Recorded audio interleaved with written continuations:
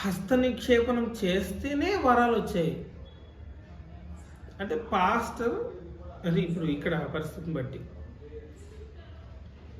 ఈయన ట్రాన్స్ఫర్ చేశాడా, ఉందని కమిషన్ ఏమంటారు కన్ఫర్మ్ చేశాడా? హస్త నిక్షేపణం అంటే కన్ఫర్మేషన్ అనమాట, అపాయింటింగ్. ఆ కాలంలో హస్త నిక్షేపణం అంటే అపాయింట్ చేయడం, పబ్లిక్లో అపాయింట్ చేయడం. ఇప్పుడు రింగులు దొరుకుతున్నాం చూసారు పెళ్ళి అని చెప్పి ఒక సింబాలిక్గా, అలా అన్నమాట.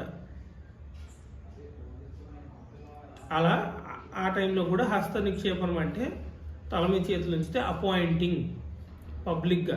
ఇప్పుడు బ్యాప్తిజం అంటే నీటిలోకి వెళ్ళేదో మునిగొస్తే ఏ మ్యాజిక్ జరిగిపోదు, అందరి ముందు సింబాలిక్. అలా సింబాలిక్గా అపాయింట్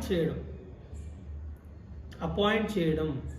సో అందరి ద్వారా అపాయింట్ చేయబడ్డాడు, ఎల్డర్స్ ద్వారా అపాయింట్ చేయబడితేనే అందరి ముందు ఏం జరుగుతుంది ఇప్పుడు ఓకే అని ఒక స్టాంప్ వేయబడింది అని అర్థమవుతుంది అందరికీ.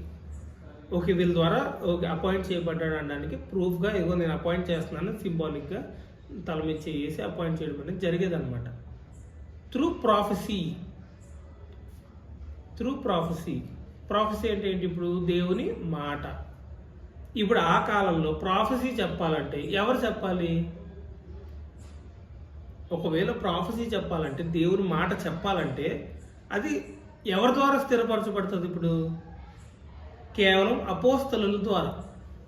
అంటే ఎవరినైనా ఎన్నుకోవాలి అంతే కదా. ఇప్పుడు మనం ఏదైనా గవర్నమెంట్ స్టాంప్స్ చూస్తాం, మనం స్టాంప్స్ ముద్ర చూస్తాం. ఒక స్కూల్ ముద్ర, ఒక స్టాంప్ ఎలాగైతే ఆ స్కూల్ ద్వారా ఒక సర్టిఫికేట్ని సర్టిఫై చేస్తుందో ఒక స్టాంప్, అలాగా అపోస్తలులు స్టాంప్ వేయాలి.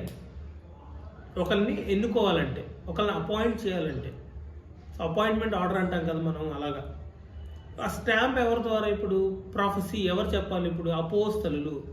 చెప్పాను కదా లాస్ట్ వీక్, అంతకుముందు వీక్ చెప్పినట్టున్నాను. అపోస్తలులు చెప్పిందే వాక్యము. ఆ వాక్యం అంటే ఏంటో కదా దేవుని వాక్కు. దేవుని వాక్కు అంటే ఏంటో కదా ప్రవచనం.